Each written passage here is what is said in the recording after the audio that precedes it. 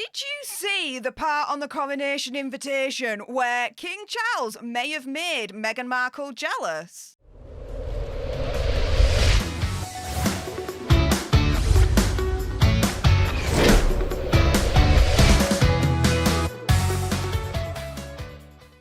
Hey up everyone, it's me, Stef The Alter Nerd, your nerdy alternative, and welcome to another dose of the Daily Nerd, where I break down the news and pop culture stories of the day that's pretty much caught me eye. And oh my goodness, yes, last week, officially, the invitation to the coronation for King Charles III was released, and I am going to go through all the clues and secrets you will have missed while scanning that invitation. And yes, did you catch it? The my opinion conspiracy theory whatever secret diss towards Meghan Markle in there? Well, you'll have to wait till the end for that one. But in the meantime, before I get into all the juicy details, there's a little bit of housekeeping.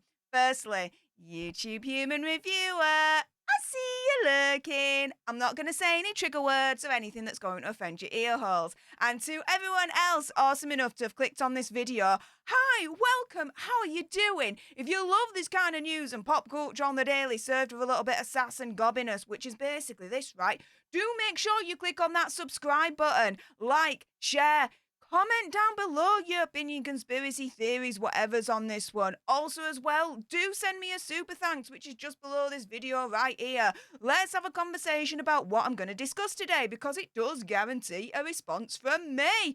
And oh yeah, let's jump into this one, shall we? Now, I've worked on this one.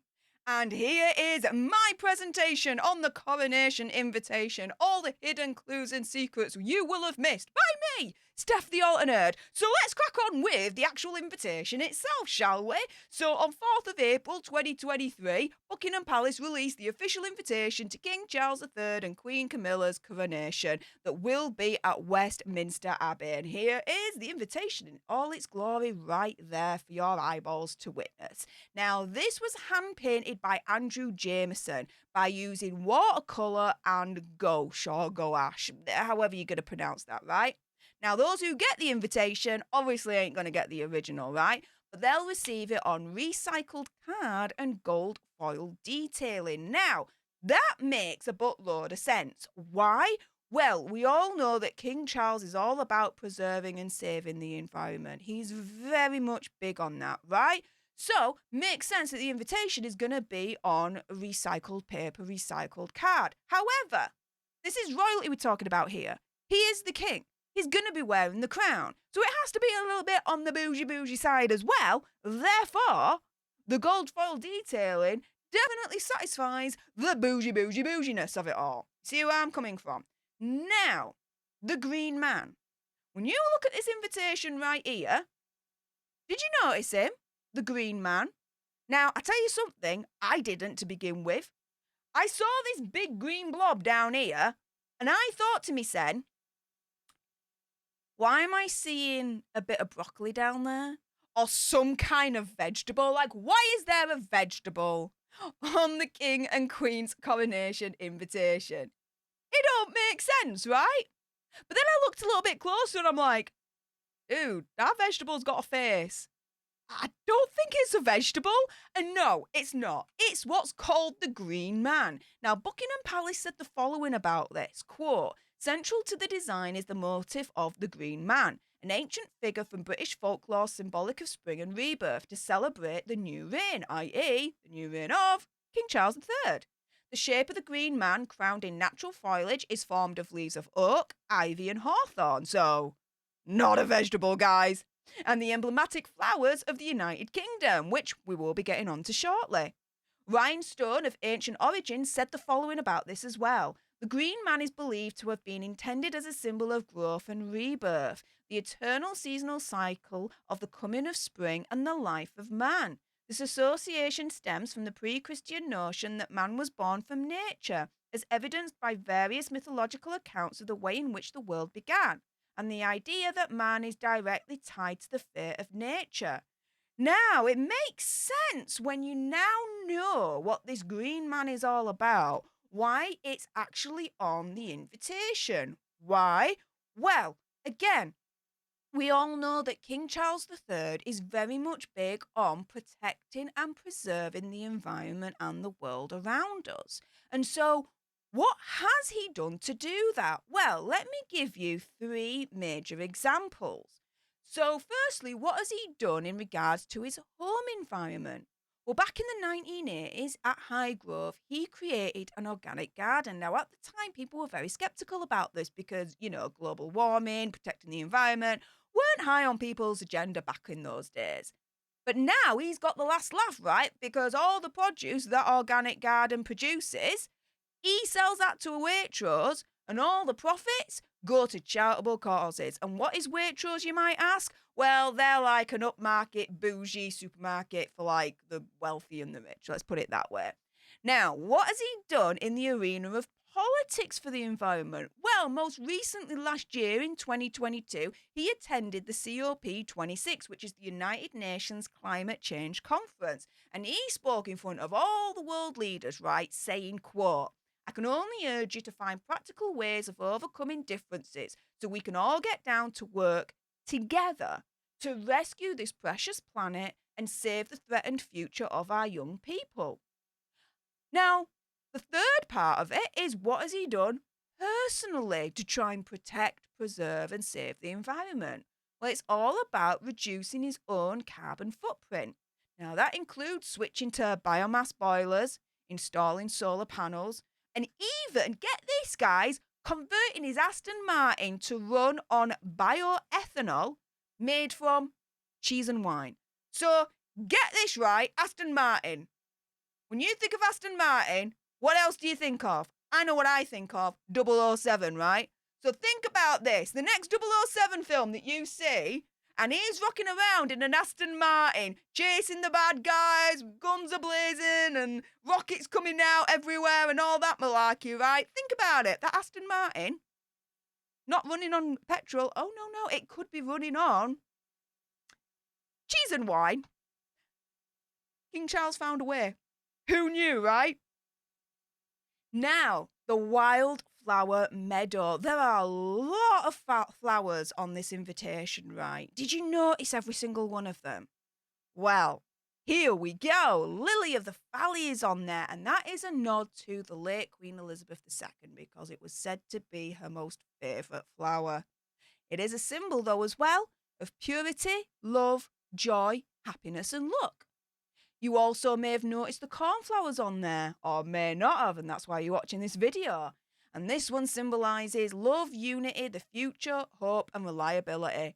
Now, this is a very important one to actually have added to the invitation because unity is a big one for the UK at the moment. Post-Brexit, we are more divided than ever. And so calls for unity are very much needed. In regards to hope for the future, well, with the cost of living crisis going on in the UK at the moment, there's not a lot of hope. The future is bleak. And so King Charles is, potentially reminding us all with this invitation that no, there is a future. There's always hope. Never forget that. Never drop that. And reliability is very, very much an important one because Queen Elizabeth II was always viewed as reliable. And I believe him including the cornflowers with this part of the symbolism as well, with its meaning, he's turning around and saying, my opinion, conspiracy theory, whatever, I'm just going to be just as reliable as Queen Elizabeth II. Do not worry. It's all going to be Gucci. Well, I don't think he'd say it like that, but you know what I mean, right? Now, number 3, did you notice the wild strawberries in all of this? This symbolises love and rewarded effort. And for me, opinion, conspiracy theory, whatever, King Charles here is saying, I am going to continue to love my country. And I'm going to put the effort in, just like Queen Elizabeth II did, right to her last breath. And the country, we will be rewarded for it.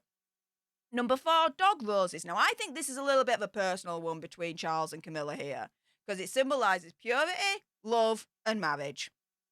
I think it says it for itself there, right? Number 5, bluebells, which symbolises humility, gratitude, and everlasting love. 3 things that I do believe Queen Elizabeth II had. She served with humility, with gratitude, and everlasting love for her country. I believe with King Charles including this on the invitation, that he's saying he will do the same thing. And number 6, rosemary, which again is going back to Queen Elizabeth II, a nod to her because this symbolises remembrance. Turning around and saying, look, I may now be the new monarch, but I will always remember my predecessor and always follow her example to the best of my ability. Nice wildflowers to include there on the invitation. Did you notice all of them? Did you know their hidden meanings, clues and secrets? Well, now you do. Moving on to the next one, the United Kingdom flowers. Oh yeah, each part of the United Kingdom, we have our national flower. First up, Scotland, the thistle. The story behind this is very funny and interesting. Norsemen tried to invade Scotland, you guys. One of them, though, was an idiot and stepped on a thistle and cried in pain. They couldn't keep the gob shut, and because of that, the Scots were alerted to the presence, they rose up, and they kicked the Norsemen's backsides. Hey! Victory for the Scots. Next up, Northern Ireland's national flower, the clovers, otherwise known as shamrock. Legend says that St. Patrick used the shamrock as an educational symbol to explain the Holy Trinity to non-believers, Father, Son, Holy Spirit situation, right? Number 3, yellow daffodils. That's Wales's national flower. Now, they bloom around 1st of March each year, which is just in time for St. David's Day, which is their national day in Wales. That's why it's their national flower. And number 4, the Tudor rose, England's national flower. Now, this was adopted by Henry VII after the War of the Roses between Lancashire and Yorkshire. Yeah, Yorkshire for the win. As England's emblem of peace. Now, did you notice all the animals, all the wildlife that's on this coronation invitation? Well, if you did, there's hidden meanings behind all of that as well. So, first up, you may have noticed the bee situation right here. The bee symbolises wisdom, birth, rebirth, and industry. You may have then noticed the blue butterfly. Now, that symbolises fragility and rebirth.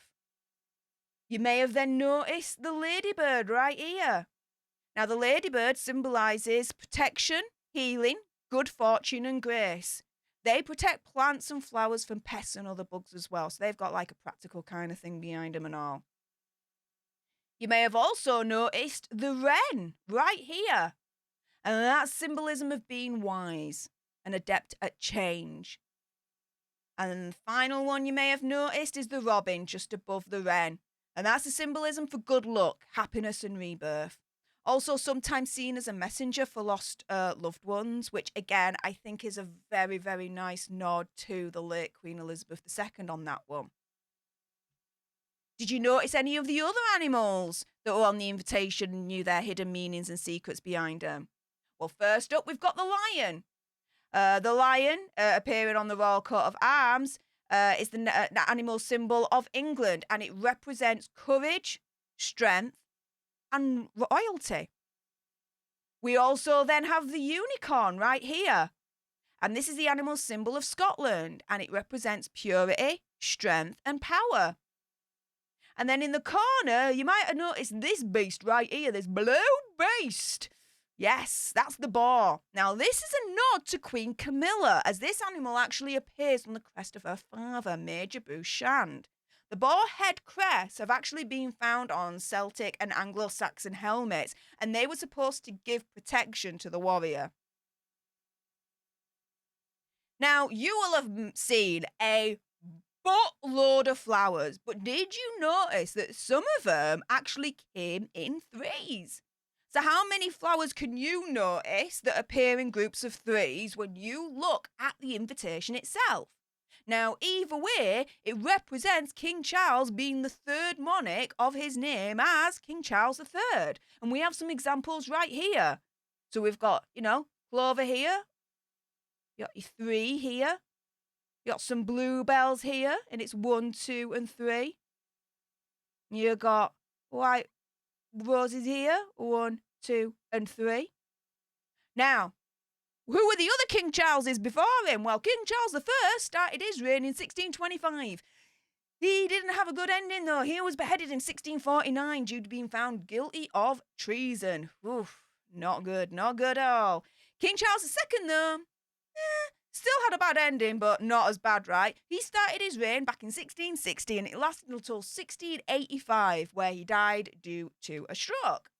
Hopefully, King Charles III can avoid being beheaded and a stroke.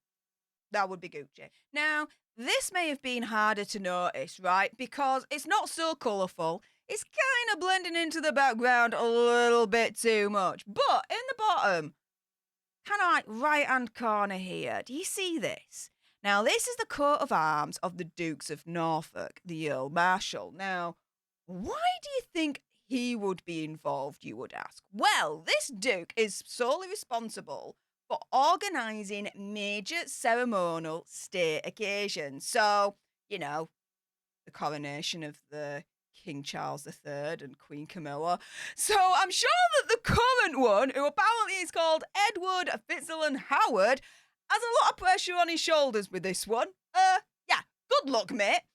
With that being said, Aircons! Yes, did you notice Aircons on this invitation? Now, there's one right here that you can see. Now, at the beginning of this video, I did say that potentially there could be a little bit of a hidden diss towards our Megsy. Well, let me explain more. The Aircon, first and foremost, symbolises growth and unlimited potential. So the Aircon teaches us about our own potential, how one acorn can grow into an oak, and then from that oak produces a buttload of acorns, and then they drop, and then they create a whole freaking forest, right? Story of one oak turning into a big, massive forest, right? Booyah, so far, so good. Now, what you're seeing right here, you're thinking, hang on a minute, I'm searching this coronation invitation right now. I ain't seeing this coat of arms on there. Why are my eyeballs looking at this right now? Well, this could also represent something else that would majorly piss off our Megsy here. Now, this is the coat of arms for Princess Catherine's family. And you might see here, there are acorns. Yes, the 3 acorns you see here represent Princess Catherine and her 2 siblings, Pippa and James. So, if we go back to the coronation invitation, this could be a sweet little nod to our Princess Catherine. Now, between you and me, have a little bit of a quick search of the coronation invitation because, do you see the same nod for our Megsy? Because, hint, I'm still searching after a zillion years. And with that being said, that is the end of my presentation of the coronation invitation, all the hidden clues and hidden secrets you may have missed.